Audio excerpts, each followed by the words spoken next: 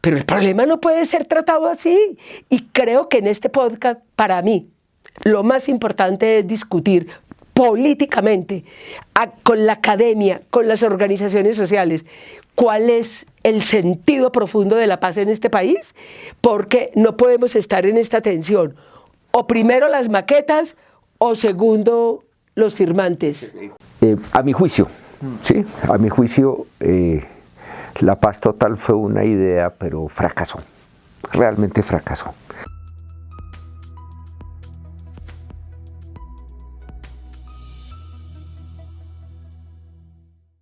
Entonces, con el evento de hoy, con la conversación de hoy, iniciamos la conversa del Observatorio de Tierras, que de hecho es una vieja institución, sino que antes la hacíamos en el Rosario o en la calle, y hicimos conversaciones muy gratas. La idea es intercambiar ideas, experiencias y analizar problemas con protagonistas de la política pública rural en el país. Y francamente en este primer evento me siento muy feliz porque tenemos la fortuna de contar con dos pesos pesados realmente de la política pública rural y que le están metiendo el hombro a transformaciones positivas. Realmente me considero afortunado de estar con ustedes dos.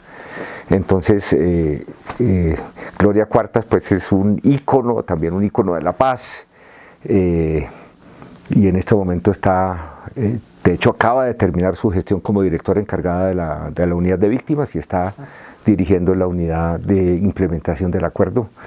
Y el doctor Felipe Harman es el director de la Agencia Nacional de Tierras, que digamos es dentro de toda esa panoplia de instituciones, y ahorita vamos a hablar un poquito del problema de coordinación institucional que creo que está en la pepa de varios de los problemas, pero la Agencia Nacional de Tierras se supone que es el director realmente, el rector, creo que sería la expresión exacta de la política de tierras en el país.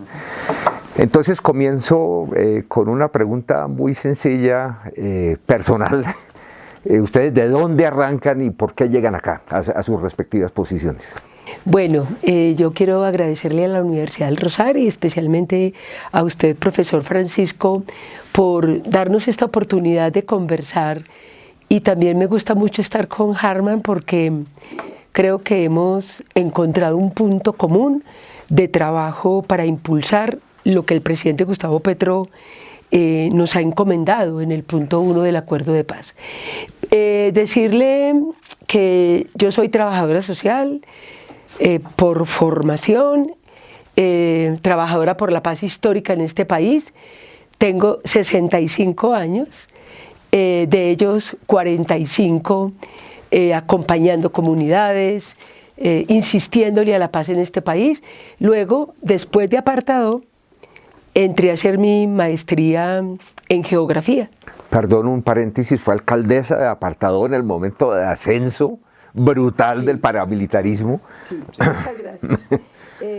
Después de Apartado, que creo que tenemos que volver a recuperar una memoria de lo que ha significado, y seguramente en la conversación lo vamos a hacer, esos ordenamientos territoriales en el marco de los conflictos, a quién beneficia, y por eso me pregunté por la historia y la geografía juntas, para que el tiempo y el espacio nos ayudara a repensar por qué los conflictos en Colombia no solamente tienen carga sobre la vida humana, sino sobre la red de la vida y el cambio en los territorios. Después de mucho camino, con dificultades, profesor, casi 8 años de mi vida sin posibilidad de un trabajo formal, por la persecución a la que siempre he estado como en el centro, y luego llego con el señor presidente de la República hoy a ser responsable de la unidad de implementación del acuerdo de paz, y ya podremos conversar de esto. Perfecto. Y usted, naturalmente, usted baja aquí el promedio de edad en la mesa. No, profe, muy honrado, primero que todo, de su producción intelectual, profe. Quiero aquí reconocer que soy un admirador de su trabajo, a Gloria también desde muy temprano. Yo arranqué en el movimiento estudiantil y en ese momento incluso parte del ejercicio era ratificar lo que estaba ocurriendo en Apartado, así que toda mi admiración. Nosotros arrancamos Tuvimos con piedad. Fíjese usted las curiosidades de la vida. Yo arranco en un colectivo estudiantil que se llamaba Siervos sin Tierra. ¿En qué universidad? En una universidad del Meta.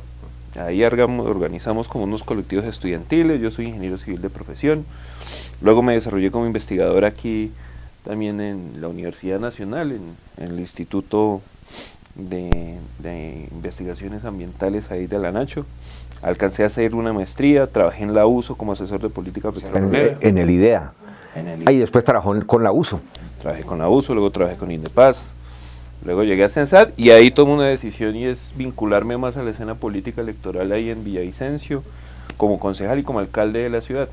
Termino en diciembre e inmediatamente... ¿Con qué fuerzas políticas? Fui el primer alcalde de izquierda en Villavicencio.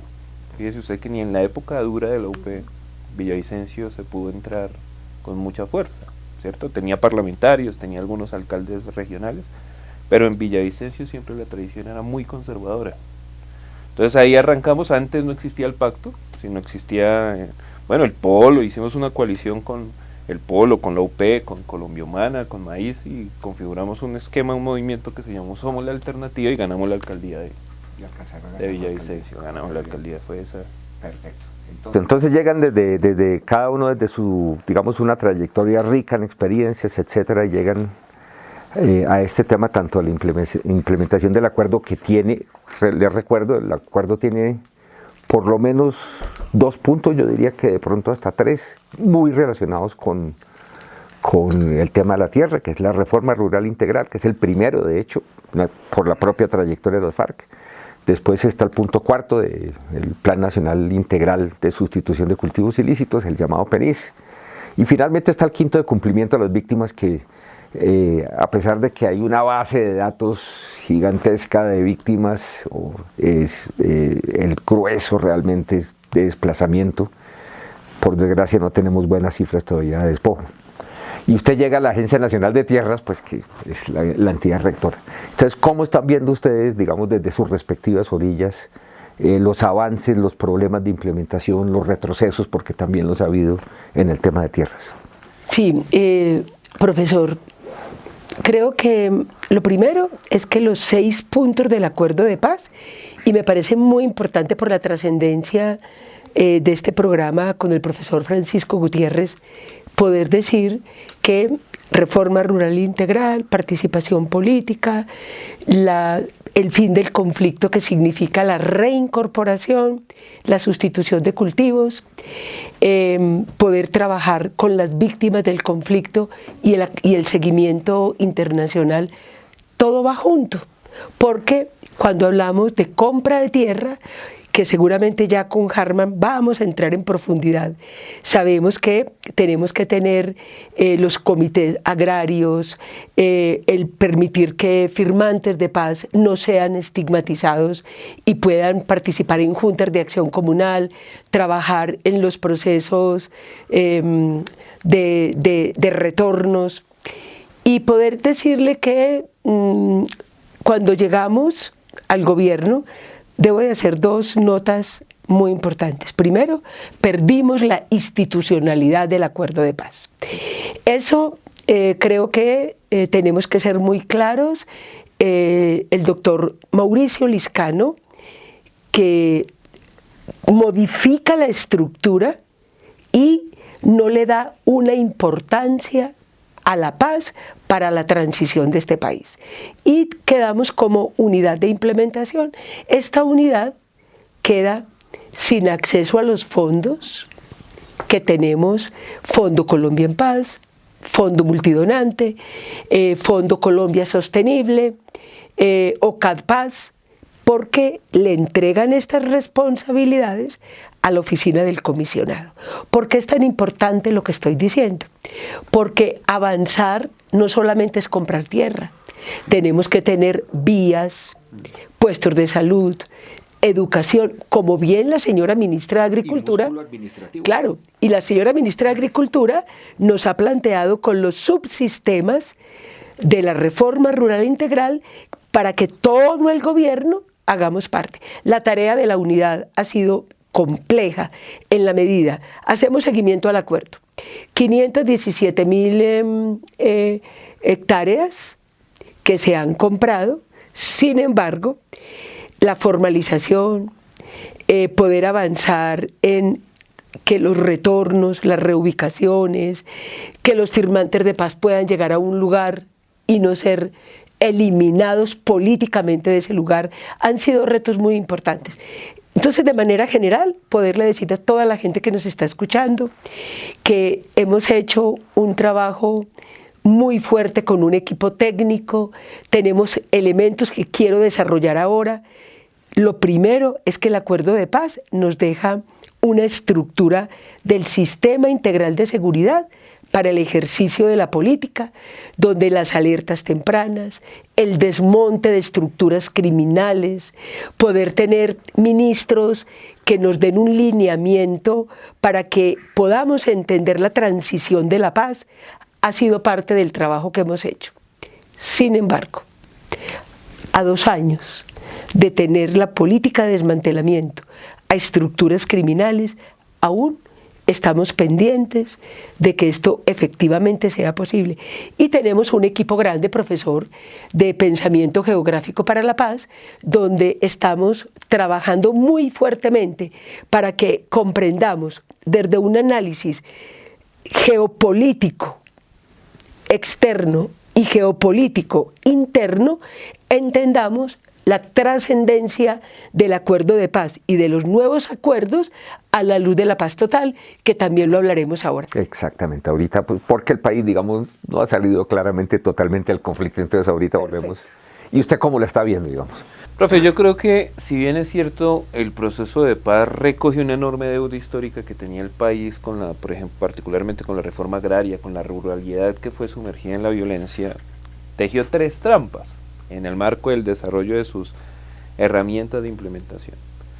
La primera trampa, y esa es en mi materia, en el tema de tierras, el decreto 902 quitó la facultad administrativa de la gestión de los procesos agrarios. Y eso es un retroceso en la legislación agraria inconmensurable, o sea, es una situación completamente difícil que nosotros hoy tengamos que apelar a la justicia para recuperar un bien baldío de la nación. Eso hace todo lentísimo. Un retroceso enorme. ¿A qué le debemos ese favor? Al decreto 902. ¿De qué año? Decreto ley 902 que sale en el marco de la implementación del acuerdo de paz. Entonces, fíjese usted la incongruencia. Como Estado nos comprometemos en 3 millones de hectáreas compradas, 7 millones de hectáreas compradas o adquiridas, pues, de alguna manera, 7 millones de hectáreas formalizadas, pero en el diseño de los instrumentos para llegar a esas metas, todo mal, todo falla. Y todo falla precisamente porque primero quitamos una gran bandera que perdimos de la ley 160, y es que el Estado reconocía de forma autónoma que podía fallar sus procesos agrarios. Hoy yo culmino la etapa administrativa y tengo que irme a la etapa judicial. Entonces, fíjese usted la complicación. Hay 2 formas de gestionar tierra para las 3 millones de hectáreas, Gloria. Entonces, una es la compra, pero entonces nos recortan el presupuesto con la ley de financiamiento en el Congreso. Y la otra es recuperación de bienes de la nación, o generación de procesos agrarios, deslinde, todo lo que tiene que ver con la extinción, con lo que tiene que ver con la clarificación. Y también la perdemos, porque nos vamos a depender de la constitución o no de una jurisdicción agraria que también tienen bastante embolatada en el Congreso. Entonces, perdemos de forma abierta una herramienta que realmente sí habíamos logrado con la ley 160, en el decreto que se supone que genera los marcos de implementación de las 3 millones de hectáreas. Entonces, esa es una primera trampa que creo que es muy importante. La segunda trampa, y aquí es una opinión muy personal, es la atomización de la institucionalidad para la paz. Mire, hicimos un intercambio muy chévere ayer con el INCRA, el Instituto de Reforma Agraria de Brasil. Claro, son sumamente robustos, tienen catastro, tienen las funciones del IGAC, tienen las funciones del ADR. Entonces es una institución gigantesca que articula al interior de su funcionamiento toda la política pública.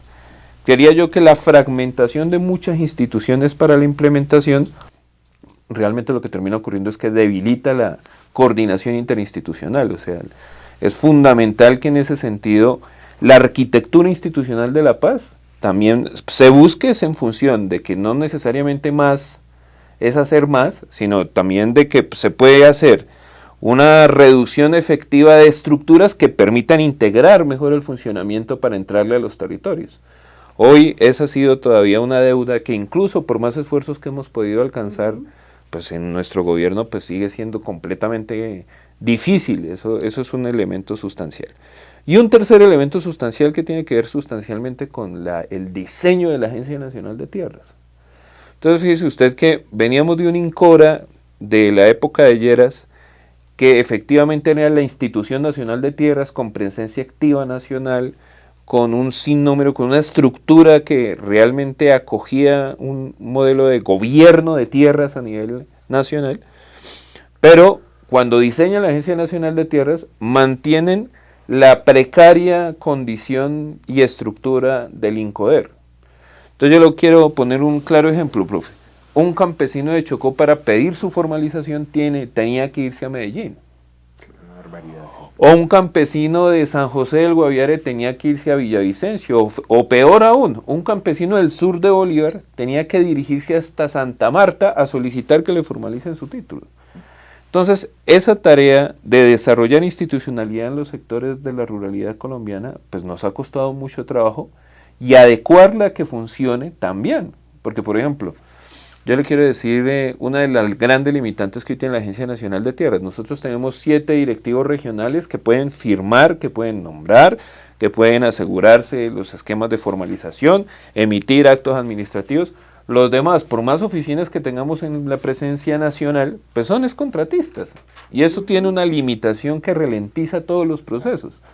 Y ese efectivamente son parte de las trampas. ¿Sí? Yo sí quiero reconocer que, bueno, que si bien es cierto el proceso de paz, pues nos dio un horizonte en el que de alguna manera clara reconoce el problema de la tierra en Colombia y pone unas metas específicas, jamás definió cómo llegar. O sea, ni se diseñó el instrumento financiero para llegarle a las 3 millones de hectáreas, ni se definió efectivamente las herramientas administrativas para hacerlo. Esa es una realidad que, lejos de frustrarnos, pues es el reto y el desafío que tenemos a diario para poder superar. Estos 3 puntos son importantes. Profe, pero permíteme una reflexión con lo que dice Harman. Yo creo que el rol del Instituto Geográfico Agustín Codazzi tiene que ser preponderante en esta conversación, porque ahí hay una tensión. O esperamos el catastro multipropósito para evaluar cómo podemos avanzar en la formalización o en la compra, o entendemos que parte del gran conflicto que tenemos en Colombia es que no habíamos podido clarificar la tierra en manos de quién está. Entonces el catastro no solo es para cobrar un nuevo impuesto municipal, claro, es porque hoy está en la mente de la gente. Y yo quiero, como en esta conversación, Harman, que profundicemos sobre eso, porque cuando uno dice cuál es el ordenamiento territorial para la paz, dónde están los nacimientos de agua, cuáles son las zonas que tenemos que proteger, porque son zonas de especial protección, pero también quienes históricamente han tenido el uso del suelo, no han pagado impuestos, han concentrado la tierra, y parte de lo que nos ocurrió y sigue ocurriendo es toda ese reordenamiento que se hace del territorio a partir de las estructuras mafiosas, de las estructuras paramilitares que reordenan el país, y cuando llega el acuerdo de paz, hasta donde la hipótesis de que en la medida que se profundiza la compra de la tierra, la formalización, ¿cómo investigamos? Si al avanzar en el acuerdo se modifican las condiciones de las violencias, o por el contrario, cuando el acuerdo de paz reconoce el catastro, profundiza el diálogo con comunidades, trabaja con los indígenas para que tengan capacidad de hacer sus catastros, y entender que el catastro tiene que ser diferencial para las víctimas, para los retornados, para los firmantes de paz. ¿Qué está pasando hoy? Que los grupos políticos están impidiendo que avance el catastro, porque el catastro lo que hace es desnudar realidades en este país. De facto y hechos cumplidos, etc. Pero antes de ir ahí, Los 3 puntos son importantes, pero quisiera ir a uno que, digamos, creo que es quizás el más accesible para solución y que es absolutamente vital, que es el de la coordinación interinstitucional. Porque efectivamente uno ve todas las agencias rectoras de los temas de tierras en América Latina y tienen mucho más poder, etcétera. La dispersión institucional en Colombia es realmente un desastre. Pero usted también le ha tocado bailar con ese escenario. Por ahí leí en varios informes de prensa que la unidad de implementación tiene que coordinar a 53 agencias. ¿Cómo está viendo usted ese tema de la dispersión institucional? ¿Cómo? Cuando nos preguntan en esta cooperación sur-sur y africanos, filipinos, que han llegado a preguntarnos, ¿y cuál es la recomendación de ustedes para nosotros trabajar en nuestras propias realidades? Creo que la primera lección aprendida es que tenemos que revisar. Se firma un acuerdo de paz, pero no se trabaja paralelamente en la institucionalidad, porque se firma el acuerdo, pero pretendemos materializar el acuerdo con la misma institucionalidad que ha sido responsable de la profundización del conflicto. O sea, aquí no solamente podemos hablar de que grupos al margen de la ley fueron los causantes de los conflictos. Tenemos las notarías, las fiscalías, los procesos de impunidad, la compraventa política. Yo creo que lo más grave del acuerdo de paz es que es una arquitectura importante, yo quiero reconocerla. Es un esfuerzo político trascendental.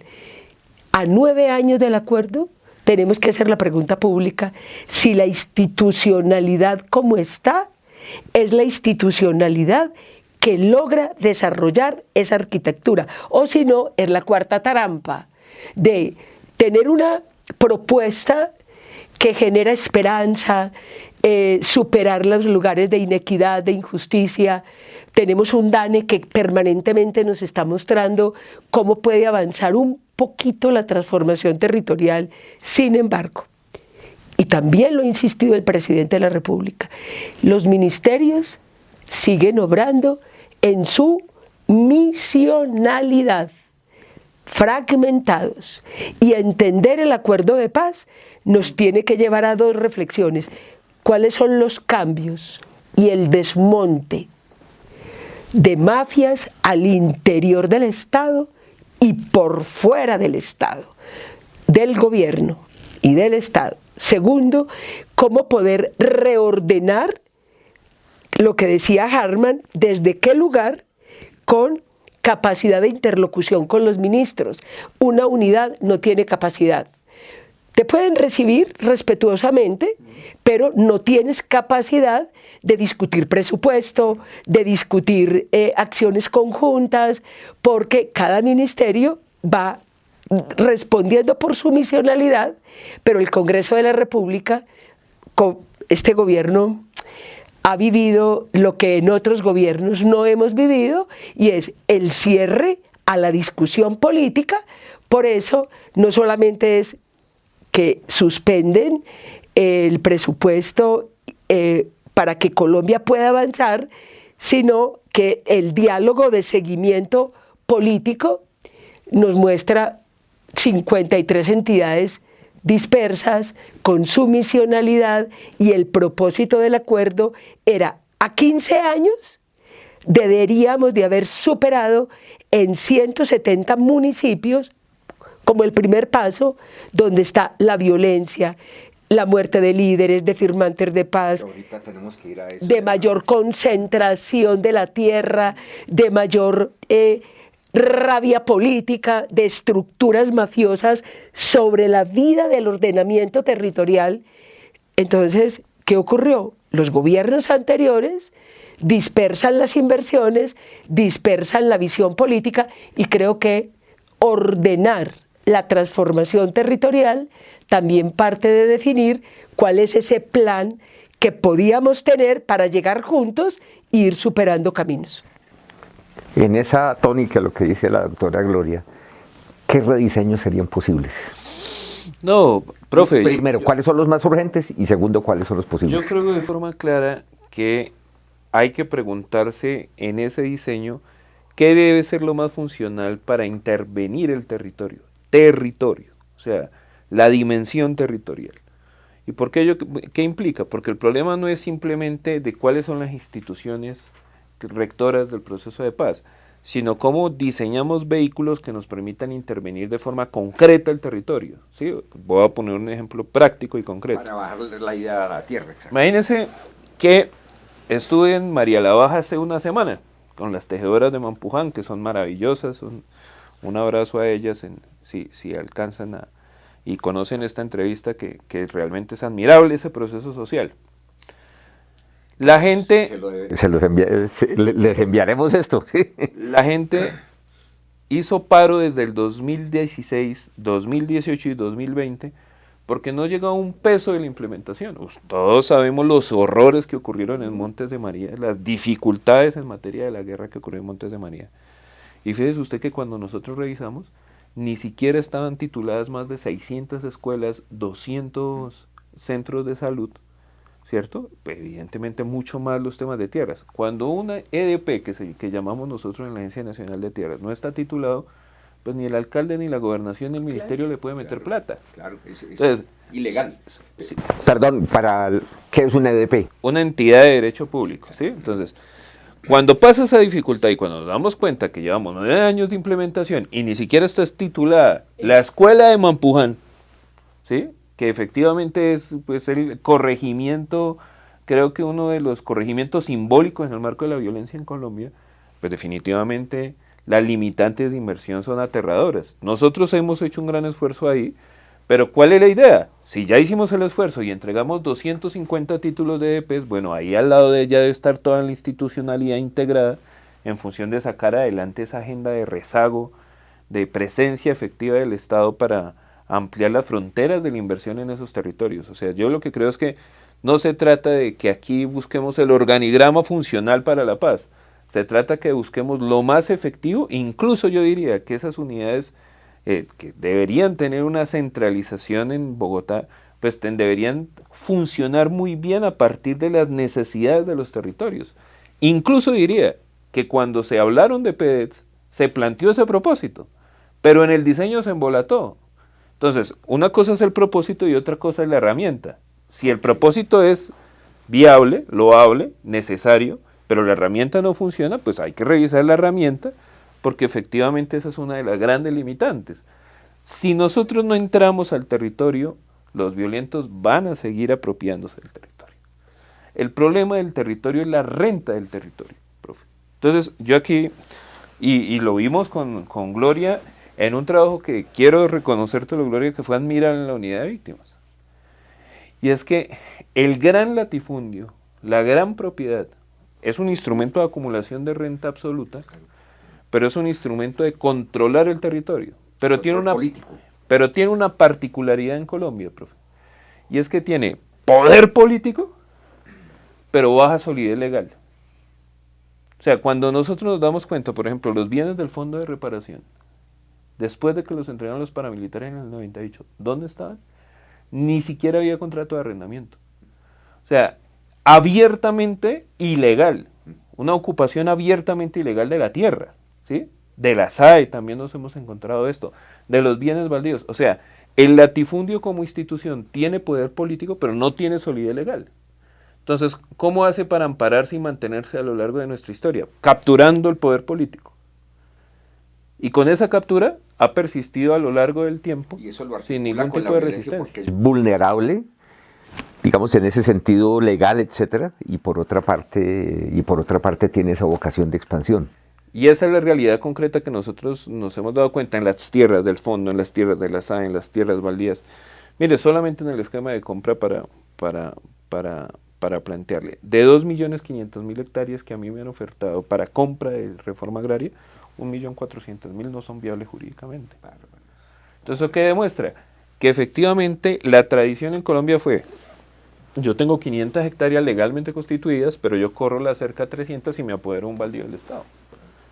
Entonces, esa es la realidad concreta del latifundio en Colombia.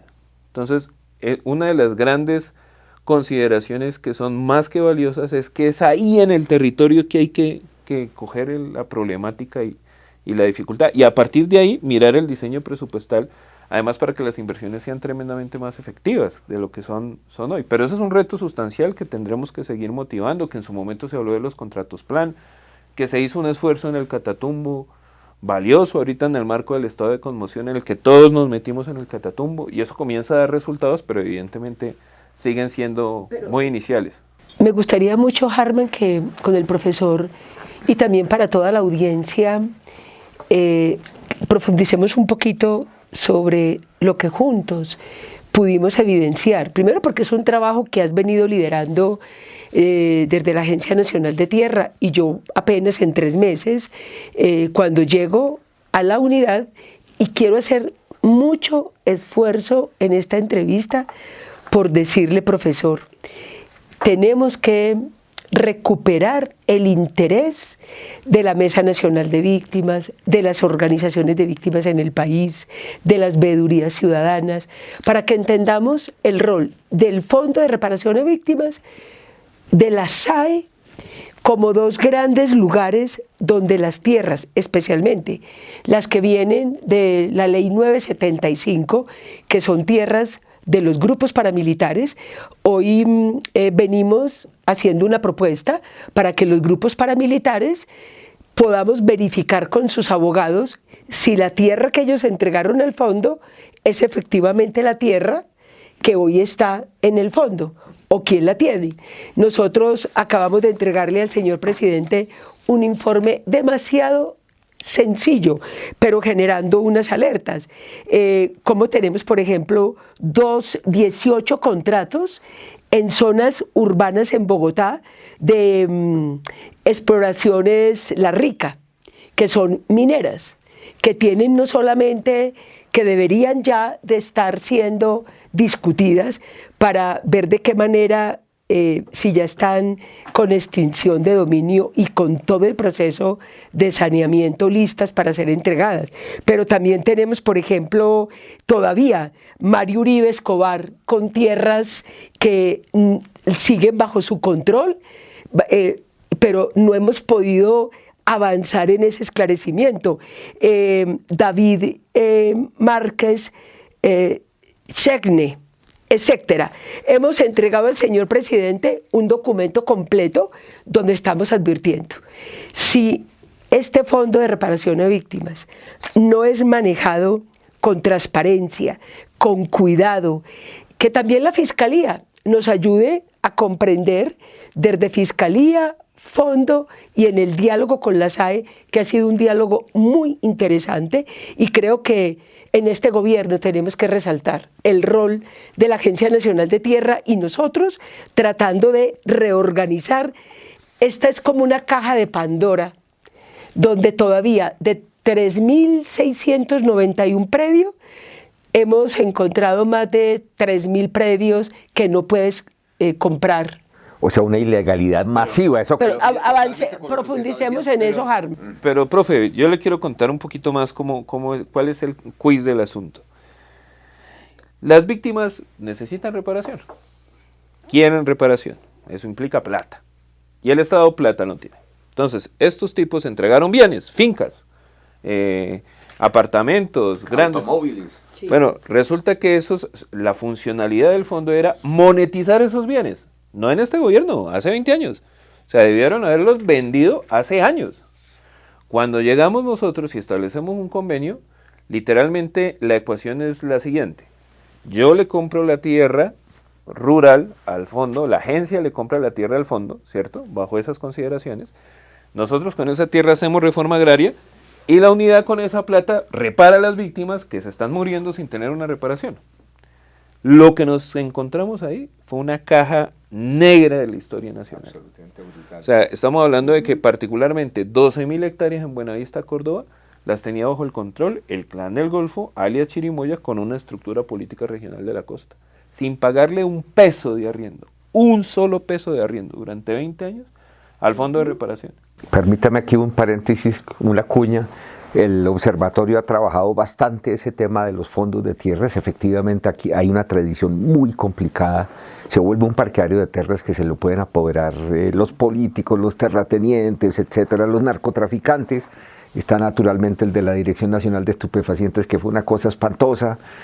Entonces, efectivamente, esa alerta, digamos, de cómo diseñar un fondo que funcione en vista de esa ilegalidad extrema es fundamental. Sí, y lo que le quiero decir es que nos hemos encontrado de todo, políticos, actores militares en el territorio. Yo ahorita le comentaba a Gloria que los últimos desalojos que hicimos en Puerto Boyacá, que además nos está tocando ir a hacer esos desalojos, eran un campamento. O sea, una finca con 32 camarotes, ¿cierto? En el sector de Puerto Boyacá, pues efectivamente... Y la finca de Jair Klein, donde hizo sus entrenamientos. Claro, porque la hacienda en Colombia tiene usos militares también. Y se mantiene tal cual. Entonces, el asunto concreto alrededor de estos temas que son tremendamente valiosos es, primero, esclarecer que esa ruralidad requiere un ejercicio de gobierno, de gobernanza. O sea, la novedad que ha hecho este gobierno es imprimirle la fuerza del Estado en recuperar esos bienes. O sea, yo llego con operativo policial, o sea, con literalmente casi que un segundo allanamiento en función de recuperar efectivamente esa tierra. Y lo que nos hemos encontrado es un amparo legal. Todo es a partir de acciones de hecho que de forma absolutamente ilegal, absolutamente informal, se han venido apropiando de esas tierras. Fíjese que yo leía parte de lo que ocurrió en el posconflicto en Camboya. Entonces, a partir del esquema de concesiones, claro, el latifundio se consolida jurídicamente, porque son amplias concesiones de tierra. Colombia no es eso.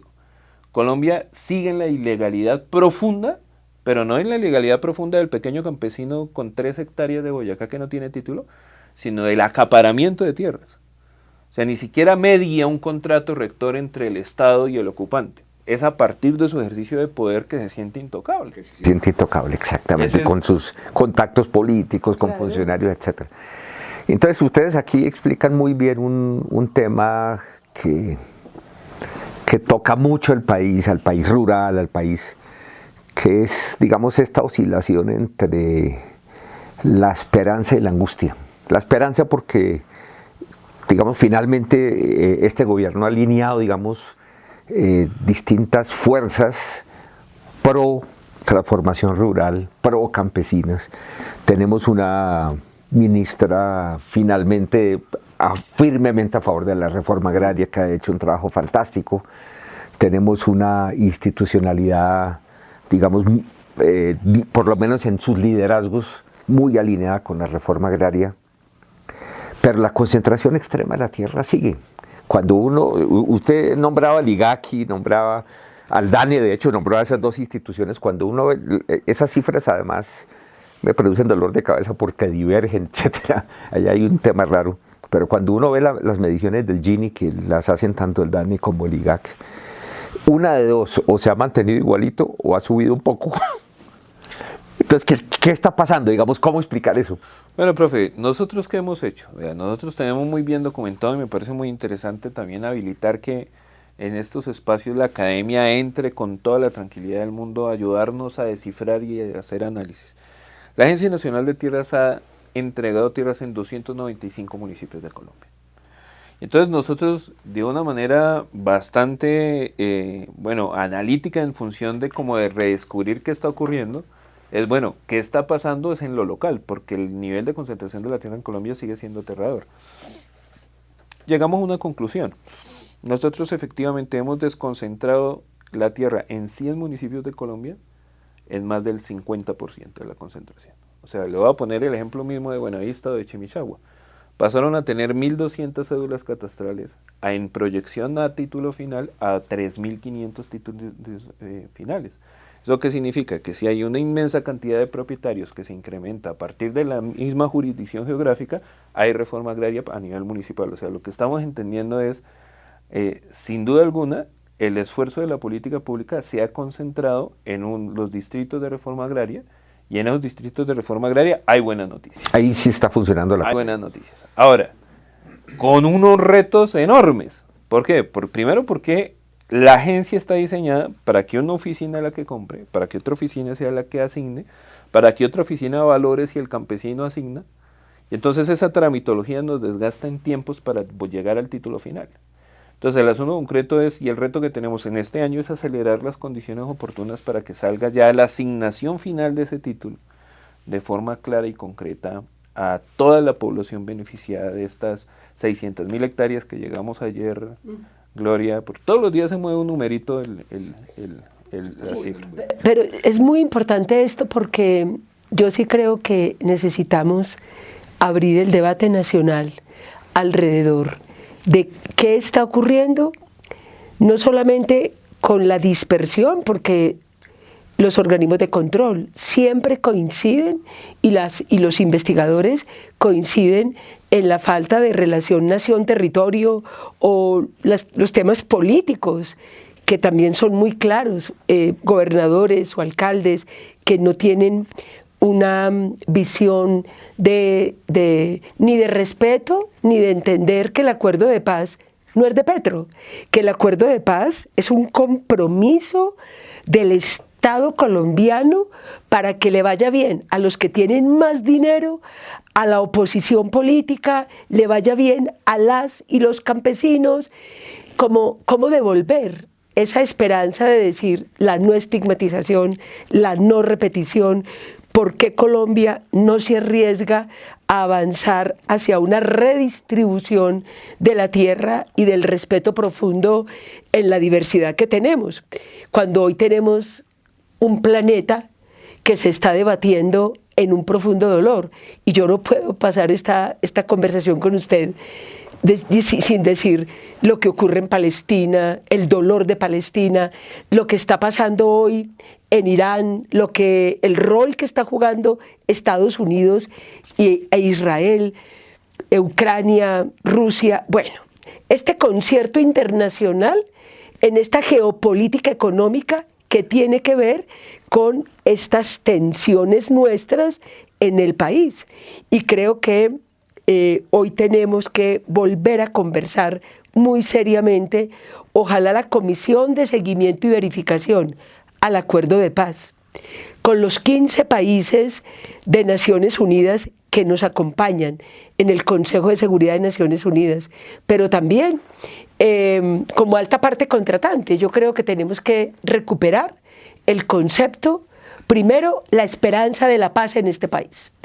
Creo que estos 2 años y medio, fuerzas externas al gobierno nos están llevando a una desesperación, a una confusión, a la muerte. No ha parado la muerte, y lo que está claro es que el presidente de la República no da la orden ni de desalojos en términos de diferencias políticas ni de muerte. Entonces nos preguntamos hoy, ¿y cómo podemos dialogar abiertamente sobre esa institucionalidad necesaria? Hoy tenemos a la Agencia la Agencia de Renovación del Territorio con Raúl Delgado, que si uno mirara las arquitecturas, esta agencia tiene una tarea profunda con los municipios PEDET para poder establecer con máximo cuidado, y él lo hace con mucho respeto. Tenemos a Alejandra Miller en reincorporación, pero necesitamos recuperar una institucionalidad que concentre decisiones administrativas. Ese punto es clave, y verdad que no hay que tenerle miedo. No hay que tenerle miedo. Y eso quiere decir, claro, y por ejemplo, si tiene que desaparecer la unidad de implementación, porque en el diálogo técnico, y aprovecho especialmente la Universidad del Rosario, ha hecho un esfuerzo de análisis.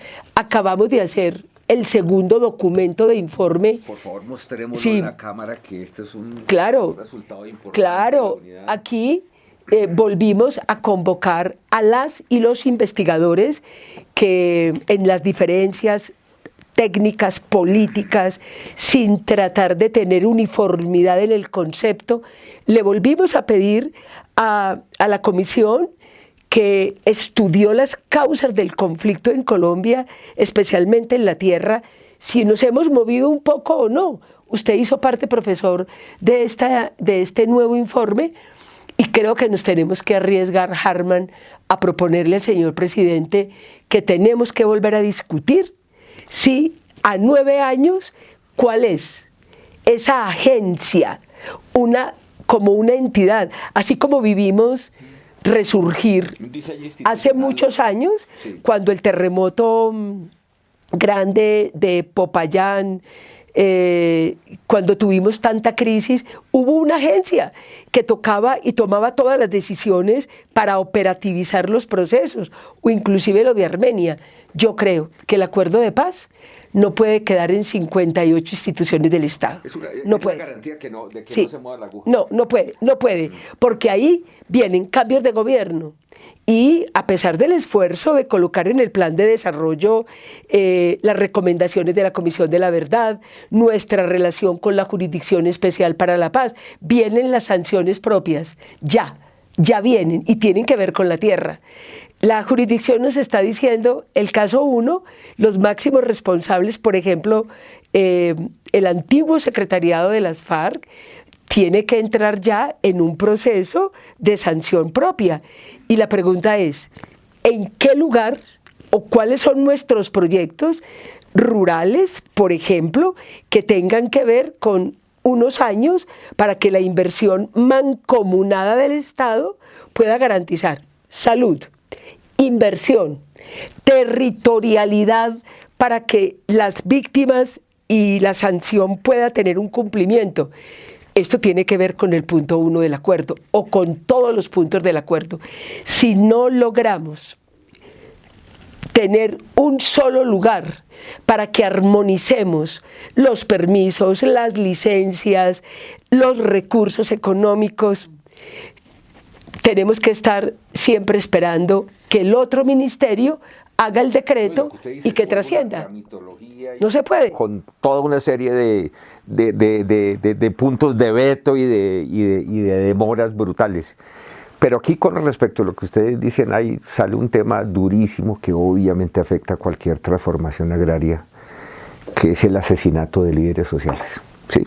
Y había una gran esperanza de que, digamos, con esta transición, con el gobierno del cambio, etcétera, eso iba a desaparecer. Ha bajado un poco, pero solo un poco. ¿Qué es lo que está pasando? Digamos, ¿cuál sería el diagnóstico de ustedes y cómo podemos dirigirnos hacia una política pública? Porque realmente no tenemos una política pública que enfrente ese problema, digamos, de manera que lo baje de manera sistemática. Pero mire que yo creo que el problema de la amenaza de los líderes sociales en Colombia es el mismo problema de las dificultades de la implementación del acuerdo de paz. Y es que si el Estado no entra a intervenir el territorio, pues evidentemente cualquier persona, líder social, que termine siendo un obstáculo contra las rentas ilegales del territorio, está amenazado. Entonces le voy a poner un ejemplo práctico, profesor. La Mojana, todo el sector del Bajo Cauca, sigue viviendo de la minería, está viviendo de la minería. El Clan del Golfo y los grupos armados de la zona, incluyendo disidencia, mantienen relación a la minería. Y Colombia sigue sin darle, de alguna manera, una solución concreta a ese pequeño minero, o al gran minero, pero no hay una definición concreta sobre qué hacer con el oro en Colombia. Entonces, ni tenemos empresa, y esa renta ilegal cultiva violencia a lo largo y ancho del país. Cultiva violencia. Y todo tipo, suerte de dificultad generada alrededor de ese control territorial, pues evidentemente amenaza a los liderazgos sociales. La tierra, de igual manera. Nosotros estamos haciendo un gran esfuerzo, pero en la medida en que efectivamente quienes quieren promover los mecanismos de sustitución, quienes quieren revisar los temas de los cultivos, vivir de otra forma productiva también en el marco del ejercicio de la concertación de la tierra, pues se enfrentan nada más ni nada menos que con la renta local del narcotráfico. Y eso ha demostrado particularmente la disputa abierta, por ejemplo, de la disidencia contra los grupos indígenas en el Cauca. Pues evidentemente los grupos indígenas ejercen el gobierno que muchas veces el Estado no puede ejercer y disputan abiertamente la hegemonía en lo local. Y evidentemente eso genera una fricción abierta con grupos armados por el control del territorio. O sea, la respuesta está en el territorio. Desde que se mantengan ciertas rentas ilegales privilegiadas a lo largo y ancho del país en los territorios, pues van a mantenerse este sinnúmero de dificultades de nuevos brotes de violencia. El reto que nosotros tenemos es profundizar las transformaciones territoriales. Ese es el reto. El reto es, por ejemplo, y eso lo ha dicho el presidente, o sea, cómo priorizar la vía Laro. Nosotros allá formalizamos 3.500 hectáreas, profe. Y es un ejercicio maravilloso y muy bonito. Pero a nosotros como Agencia Nacional de Tierra nos tocó andar 4 horas en mula para poder llegar al Aro y literalmente bajarnos a pie 6 horas por la montaña. Imagina el campesino que vive allá, ¿qué producción agrícola puede sacar con el título que le damos si no resolvemos el tema de la vía del Aro? Si no resolvemos el tema de las vías del Catatumbo, si no resolvemos, o sea, de forma clara y concreta, el destino de la protección de la vida está en acoger los territorios de forma concreta con soluciones rápidas y efectivas. O sea, claro, porque el gran problema, digamos, del aumento de la presencia, digamos, benéfica, positiva del Estado en el territorio es que toma tiempo y sus efectos toman tiempo. ¿Habría acciones inmediatas? Pero déjeme, yo aporto un poco frente a esto porque igual tenemos un tema demasiado cercano al lugar donde estamos haciendo esta conversación hoy.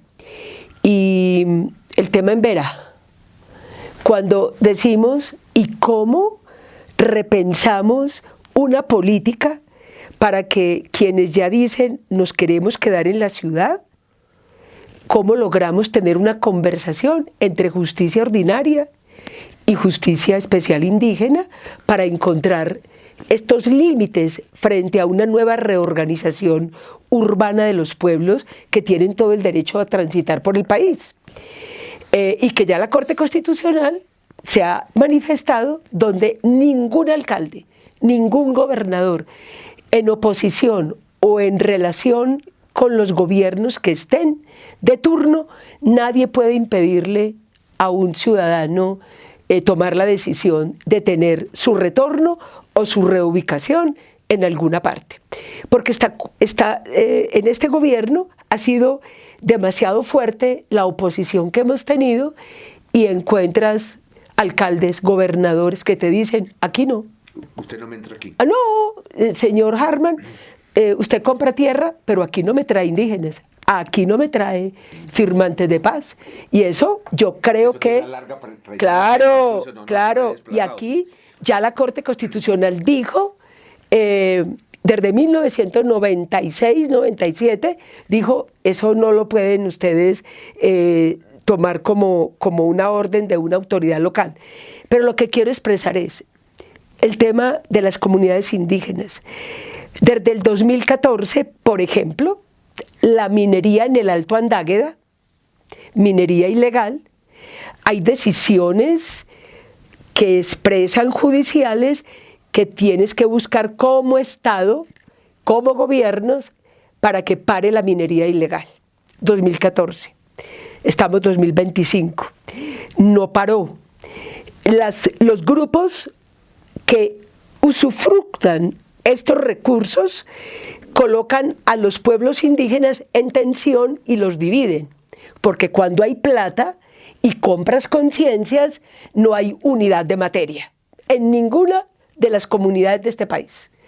Eso es un tema de la participación que es muy importante también discutir cuando estamos hablando de paz. Y hoy, ¿qué está pasando? Que todos los esfuerzos para que el Alto Andágueda pueda tener nueva compra de tierra o los resguardos que ya se han comprado, ampliación de resguardos, pero tenemos 9 horas de trayecto en Río Sucio, desde Risaralda o desde Chocó, y a 9 horas donde no pueden caminar ni caballos para llevar la comida. ¿Cómo podemos pretender que las comunidades indígenas se retornen a 9 horas de camino cuando no hemos podido lograr esa apertura de las vías? Pero déjeme muy rápidamente decirle, profesor, que nosotros tenemos que discutir el tema de paz en el marco de la paz total la implementación del acuerdo de paz y 462 firmantes de paz asesinados. Que es una... Bárbaro, bárbaro. Y no sé si ya hoy estaré desactualizada, Claro, sí, porque contador que va subiendo. esto es muy grave. Ya casi 10 millones de víctimas y tenemos más de 1.500 líderes sociales asesinados. Esto es una alarma total. Y tenemos un sistema integral, lo dije al principio de la conversación, tenemos política pública de desmantelamiento. Pero quiero dejar abierta una pregunta aquí. Hasta tanto el gobierno de nuestro presidente Gustavo Petro no asegure que paz, seguridad y derechos humanos es una tríada indivisible donde la directriz de paz estaba en manos de Oti, podrá llegar otra persona, pero la discusión no es quién llega ni quién estaba, es hasta dónde podemos trabajar de una manera simultánea para entender que tenemos que garantizar la vida de firmantes de paz en este concierto de la paz total, para que las negociaciones o conversaciones o aproximaciones que se hagan, primer requisito, obligatorio, respetar la vida de los firmantes de paz. No puedes tener como en el Catatumbo, que tengamos que sacar, que Harman tenga que comprar tierra por fuera del Catatumbo. Entonces, resolvamos el problema. Eso, resolvamos el problema sacando a los firmantes y presionando a Harman para que en 3 meses compres tierra. Y estamos siempre en esa tensión. Harman, mira, vamos a reunirnos. Harman, por favor, no nos dejes solas. Harman, pero el problema no puede ser tratado así. Y creo que en este podcast, para mí, lo más importante es discutir políticamente, con la academia, con las organizaciones sociales, cuál es el sentido profundo de la paz en este país, porque no podemos estar en esta tensión. O primero las maquetas, o segundo, los firmantes. Este es un punto ultra importante. Yo sé que ustedes son altos funcionarios, entonces hay muchas cosas que no pueden decir. A mi juicio, ¿sí? A mi juicio, la paz total fue una idea, pero fracasó. Realmente fracasó. Y entonces esta pregunta que hace usted es ultra pertinente. Y el contexto de ese fracaso, además, incluso por los sondeos que he visto, etcétera, etcétera, es más problemático aún porque hay un sector muy amplio de la sociedad colombiana que se cansó con la paz, ¿sí? Y ve a estos grupos armados, etcétera, que son grandotes, ¿sí? Hay diferentes cifras, pero pueden ser en total como 15.000 personas en armas. Digo personas porque yo creo que algunos de esos grupos siguen teniendo participación femenina no despreciable. Claro. Y digamos la idea de un sector muy amplio de la sociedad, no solamente la derecha, es estos tipos son unos bandidos, estos tipos solamente son una expresión criminal, no hay nada que hablar con ellos, ¿sí? Y entonces, digamos esa idea de la paz realmente a mi juicio, y creo que era una buena idea, porque impedía los problemas de la paz escalonada, ¿sí? Que es precisamente que los grupos que quedan en el combate empiezan a asesinar a los que ya se desmovilizaron, etcétera. Eso ha sido una experiencia colombiana muy traumática. Pero no se pudo, hubo aquí problemas, etcétera.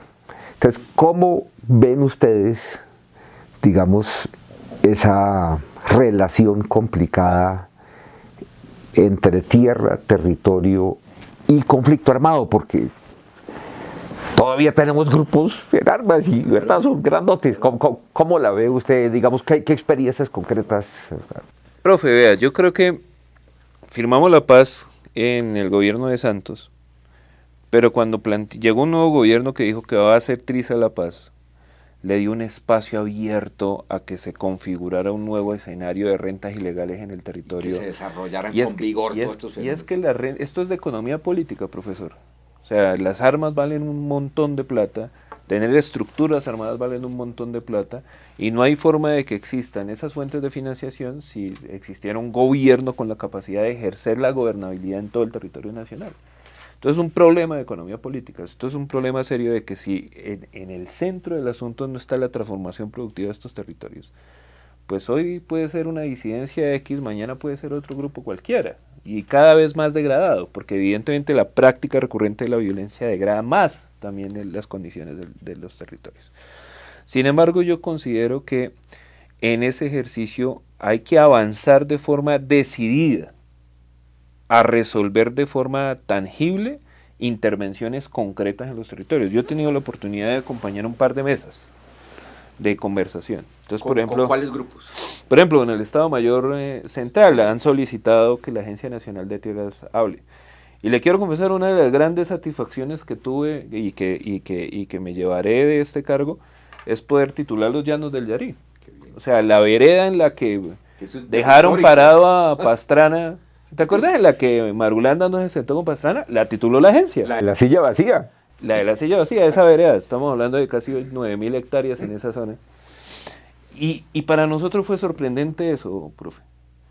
Porque los pelados de los colegios, que además son colegios de madera, se tomaban fotos y le pedían autógrafo a los topógrafos.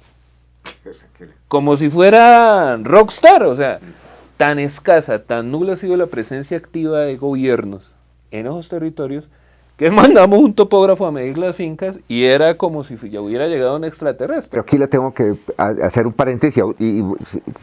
¿Qué tal está Colombia en términos de ese personal técnico cualificado? De esos técnicos chiquitos que son los que hacen las cosas. No, aquí hay muy buena gente, pero el asunto concreto, porque además nosotros tuvimos un crecimiento exponencial, que ese era el reto, que el crecimiento se acompañara con resultados. Sí, la Agencia Nacional de Tierras pasó de tener 800 personas a 5.000. Eso es muy importante. Entonces, eso genera un crecimiento. Pero lo que yo le quiero decir es que estos grupos conviven en su fortaleza en los territorios con la justificación de la ausencia de gobierno. Entonces lo suplantan. Entonces, el debate claro, por ejemplo, del internado Gentil Duarte. Entonces, todas las juntas de acción comunal terminan haciendo ese colegio en respuesta a que todos los colegios de alrededor son de madera y no tienen baños. Y son evidentemente las peores condiciones en la zona del Caguán. Entonces, en la medida, vuelvo e insisto, y en eso quiero hablar de paz no es hablar de intenciones, es hablar de presupuesto y de capacidad de ejecución en el territorio.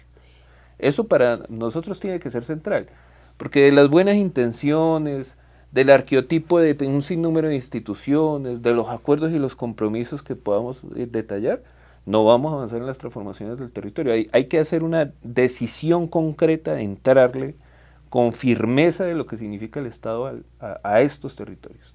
Y eso implica no solamente seguridad, que es lo que se ha limitado históricamente pues otros gobiernos a decirlo, que esto se resuelve metiendo soldados y matando grupos. Esto no va a resolver el asunto.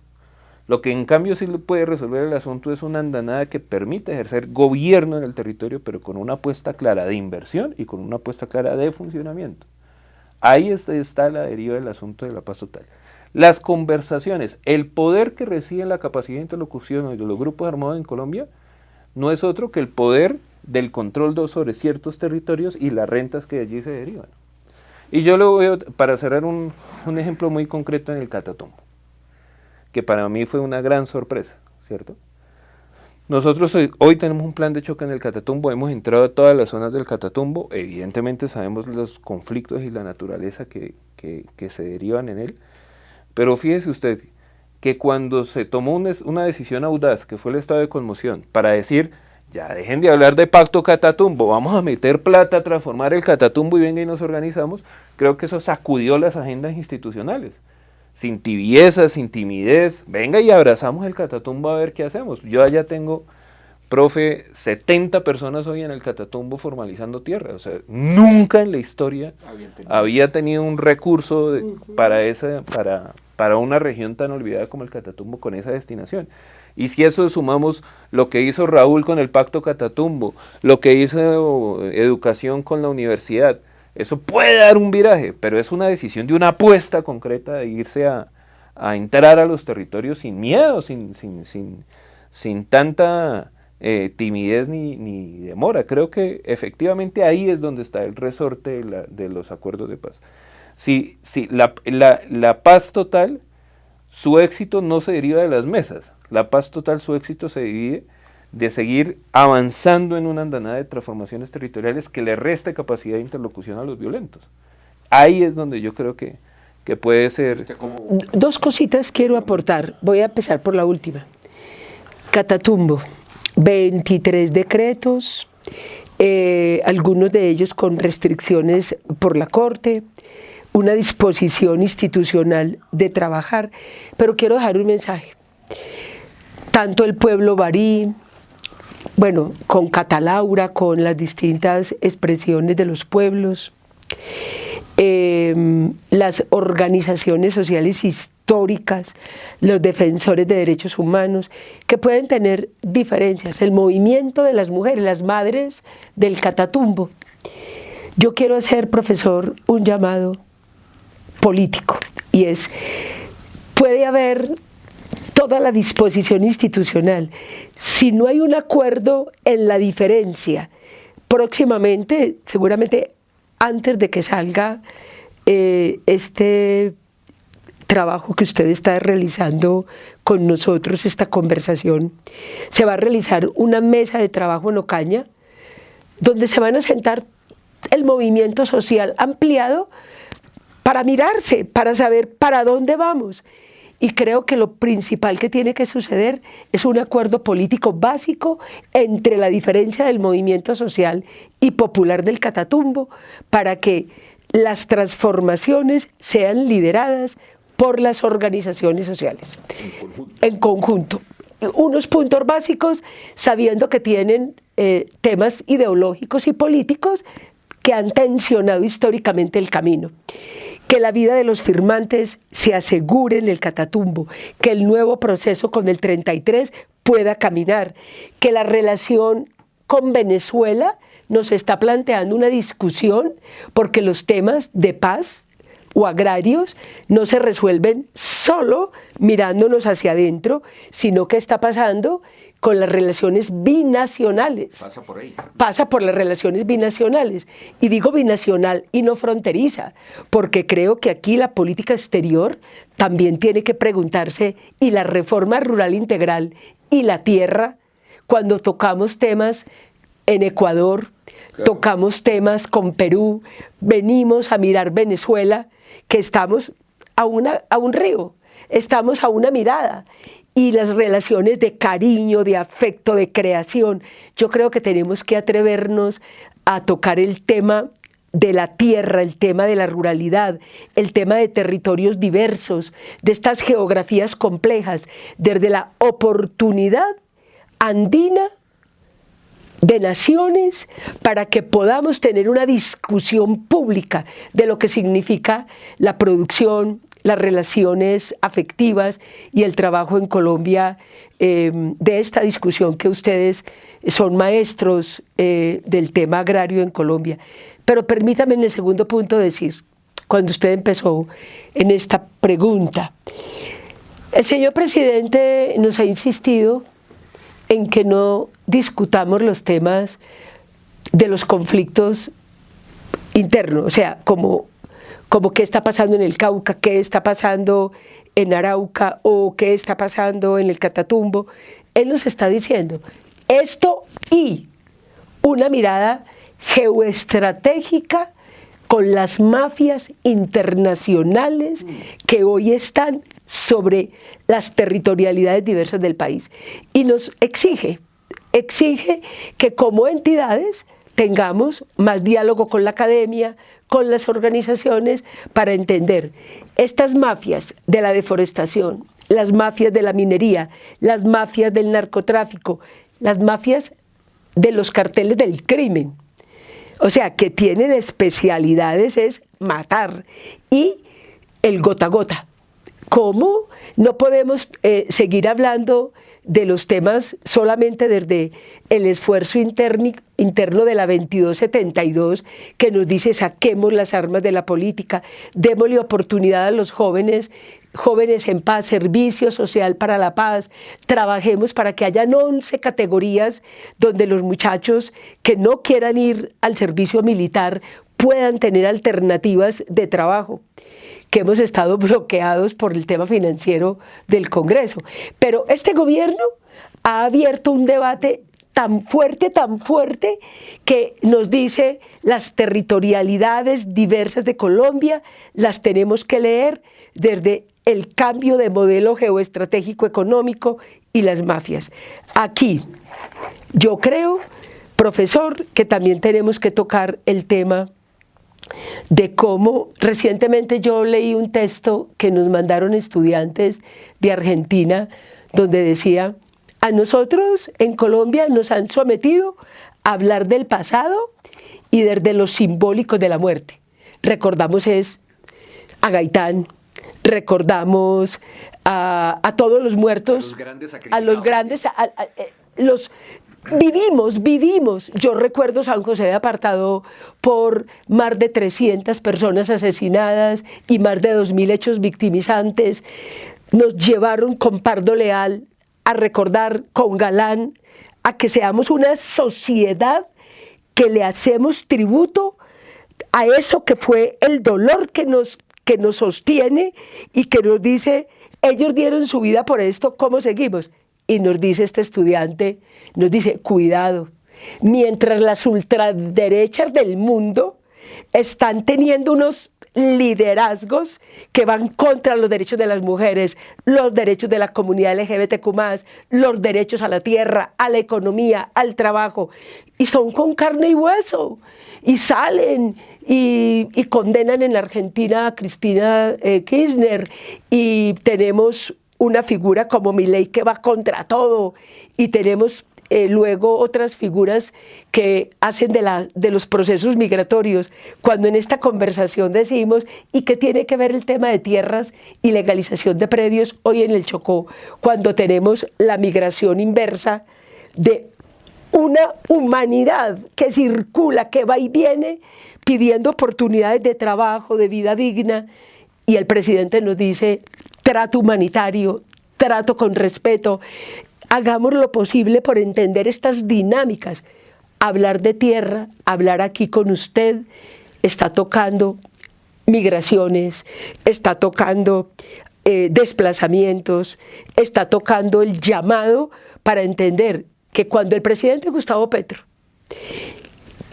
primero, es un ser que está convocando a la vida, es un ser que está convocando a que repensemos ese pacto político con todas las controversias. O sea, yo soy del gobierno y seguramente el señor presidente ha tenido frases muy fuertes, como por ejemplo, y que yo no estoy de acuerdo, cuando dice el movimiento social del Catatumbo está aliado con los grupos armados, de cualquier parte. Eso es imposible que nosotros lo validemos como parte de la justificación o de entender las dinámicas del conflicto, no. Lo hemos planteado con el presidente. Tenemos que entender las dinámicas sociales en su diversidad. Pero usted toca aquí un punto que es muy importante, ¿sí? Porque es que hay dos opciones, ¿sí? Una es entender, claro, estos grupos, y ustedes lo plantean muy bien, están metidos primero en un turbión de cambio geopolítico absolutamente brutal, y por otra parte una economía política de múltiples economías criminales, etcétera, y con unas rentas gigantescas. La pregunta es si se puede reducir a eso. Si tienen el ejemplo que usted dio de la Escuela Gentil Duarte es absolutamente maravilloso. Eso está esperando un texto, una tesis, espero, de maestría o de doctorado. Sí, porque efectivamente eso demuestra que hay, digamos, unas bases sociales que igual, digamos, no son títeres del grupo armado, pero sin embargo recogen muchas reivindicaciones, etcétera. El grupo armado además dice, política. Claro, la vida, y el grupo armado dice, además yo me alineo con ustedes, etcétera, porque tienen su... Y pongámosles nombres, está el ELN, está el Estado Mayor Central, las autodefensas las autodefensas gaitanistas de Colombia. Les digo así porque eso es nombre oficial, yo por principio utilizo los nombres oficiales de cada combo. Y la segunda, Marquetalia. ¿Ustedes cómo leen, digamos, a esas estructuras que efectivamente, digamos, tienen una articulación en los territorios? No es que estén metidos en un cuarto totalmente aislados de la sociedad. Yo lo reduciría a 3 componentes muy concretos. Estas estructuras tienen capacidad económica a partir de las rentas y el control del territorio, poder político en el territorio. Cuando me refiero a poder político va más allá del relacionamiento con las estructuras del Estado, o sea, sino la legitimidad misma con la comunidad. Están construyendo legitimidad. Claro, claramente. Y eso efectivamente es su principal cinturón de seguridad. Y el tercer componente que me parece que es clave es que también evidentemente en los casos en los que se apremia una historia insurgente, como es el caso del ELN, pues evidentemente un sentido político que por más que discutible en sus formas y demás, consolida una identidad casi que cultural en algunos territorios en los que históricamente ha funcionado. El asunto concreto, ¿cuál es? Sin renunciar a la negociación política, que evidentemente hay que profundizar los términos y las referencias de la conversación, yo sí creo que hay que profundizar, no dependiendo de la mesa, sino profundizar las transformaciones territoriales, que fue un poco la agenda que se estableció. Entonces usted acabaría con las mesas, de hecho. No, yo diría, sin renunciar a la negociación política, que hay que mantenerlas, porque creo que efectivamente la solución es política, ¿cierto? No hay que renunciar ni a la presencia efectiva de los cuerpos de seguridad del Estado, pero sí profundizar inmensamente en la capacidad de la transformación del territorio, porque es que ahí es donde reside, o sea, vea, mañana, profe, y esto yo lo he vivido, porque realmente a mí, pues, gracias a este cargo he tenido la posibilidad de conocer muy bien el país. Mañana se puede acabar las autodefensas gaitanistas de Colombia. Y pasado mañana va a existir una estructura peor.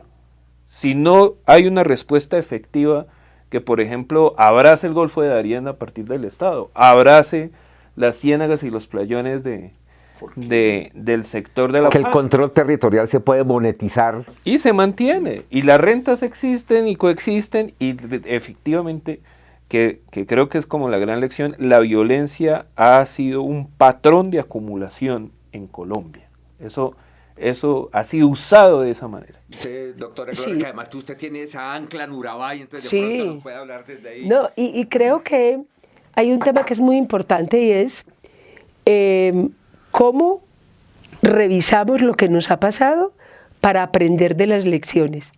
En la negociación con las antiguas FARC, la tierra entregada, los bienes entregados por las FARC al gobierno santo, no hubo rápidamente un proceso de entregársela a las comunidades que vivían ahí, porque yo creo que hubo otro problema que seguramente en otro programa podemos conversar, y es que el hecho de que no se haya hecho la reincorporación en los mismos lugares donde tuvieron vida política, vida militar, vida amorosa, vida de sueño revolucionario. Social, sí. Sí, su proyecto de vida. Entonces, yo como no estuve en la mesa y tampoco en los textos he podido encontrar eso, no he podido saber si cuando se hace la negociación, y lo digo por el quinto frente de las FARC, no hay procesos de Para la audiencia operaba precisamente en Urabá. en el Urabá. Entonces, cuando uno dice, se hace este acuerdo, estaban los primos, los tíos, los amigos, los cuñados, porque la guerrilla no solamente dispara, o sea, la guerrilla, llámese el ELN, llámese el 33, de ese tema tenemos que hablar. Y ojalá que después, con sus estudiantes, y cuando sea posible, se puedan analizar las versiones de la Jurisdicción Especial para la Paz, de los militares, y las versiones de los comparecientes y los testimonios de las víctimas, para entender esta reconfiguración. Tenemos un daño. Un ejercicio fantástico. Fantástico. La JEP. Sí. Y yo invito, profesor, para que el Rosario, para que el Rosario pueda profundizar en esa investigación, para que entendamos si toda esta tierra donde habitaron estas diversidades, cómo lo vio los militares que hoy fueron llamados a la jurisdicción. Porque cuando tú hablas del sur del país, ¿qué está pasando en el Guaviare? ¿Qué están diciendo los militares? ¿Cómo sacaron a la gente de sus lugares? ¿Cómo agotaron con hambre las distintas regiones del país? Pero vuelvo a mi tema. Para entender este tema de reconfiguración territorial y de la dificultad que tenemos con los grupos. Cuando se toma la decisión de que tú no hagas reincorporación, legalización de predios, reconocimiento a la tierra entregada por las FARC, a las comunidades que habitaban ahí, ¿qué pasó con esas tierras? ¿Y qué pasó con trasladar este grupo de aquí hacia otro lado a volver a empezar de cero? Son una población en éxodo permanente. Los firmantes de paz, 13.000 seres humanos, 12.000 que están cumpliendo éticamente el acuerdo. Es la población en éxodo que van de lado a lado, amenazan aquí, lo sacan de aquí, vuelven aquí y nos están exigiendo a nosotros que tierra, territorio y acuerdo de paz tiene que tener una profunda ancla. Hoy esta tierra la cogió Mordisco. Entonces dime quién es Mordisco. Mordisco está en la estructura que no acepta el acuerdo de paz, pero ¿quién es? ¿Qué figuras militares, políticas, económicas necesitan alentar estos grupos? Y no lo comparo ni con el ELN, ni lo comparo con las disidencias. Lo comparo en términos de que falta investigación para que hagamos una hipótesis. ¿Quién es Mordisco? ¿Qué ha pasado con todos los militares que fueron expulsados por irrespetar los derechos humanos? ¿Dónde están? Ante la crisis que tenemos hoy todavía de despojos y de una tierra que no hemos podido hacer territorialidad en ella. O sea, que no hemos podido amar, ver crecer, nada. Apenas está creciendo algo, apenas el maíz y esa territorialidad de poder producir, de amar, de tener relaciones afectivas, de ver niñas y niños, vuelve y queda suspendida, profesor. Entonces, yo quiero como dejar en esta última parte un llamado para que ojalá podamos tener un mayor acercamiento entre la academia y quienes estamos hoy en estos trabajos que son pasajeros, pero que tenemos que propender por servidores públicos, éticos, conocedores del lugar que tienen que trabajar para la transformación de este país, que hay políticas públicas que no pueden estar sujetas al libre albedrío del reparto político electoral. No pueden. Y alguien tiene que luchar en este país para decirle al gobierno que sea, estos temas tienen que ser altamente protegidos, o por la Corte Constitucional, o por los observatorios académicos, más allá de las diferencias políticas. Y el presidente Petro va a Medellín a hablar de la paz urbana. ¿Por qué es tan importante el tema de las cárceles para el tema agrario?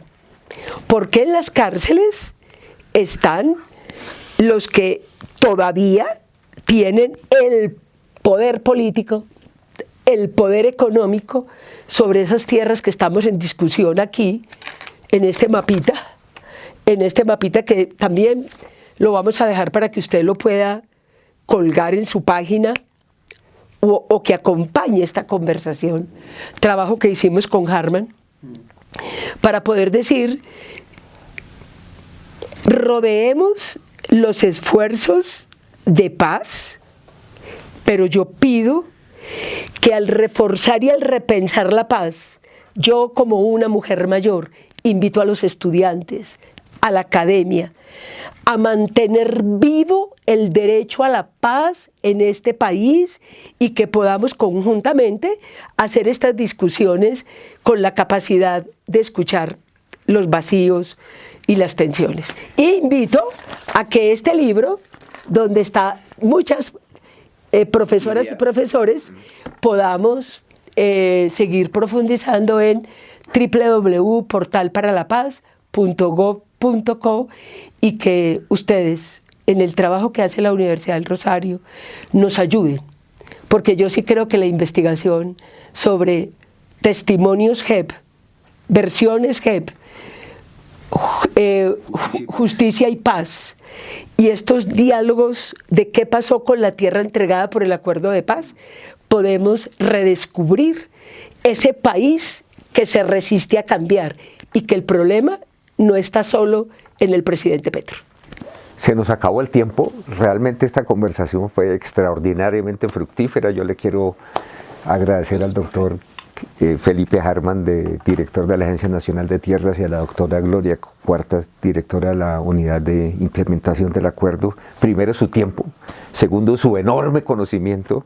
Y tercero, su compromiso, tanto con la paz como con la transformación agraria. Y efectivamente creo que su llamado a proteger esos dos bienes, creo que la opinión pública, yo creo que esto pasa muy por encima, como hicimos en el observatorio una encuesta que demostró eso, de las fracturas partidistas y de las preferencias políticas. Realmente esto es una garantía de estabilidad y de calidad de vida para muchos colombianos.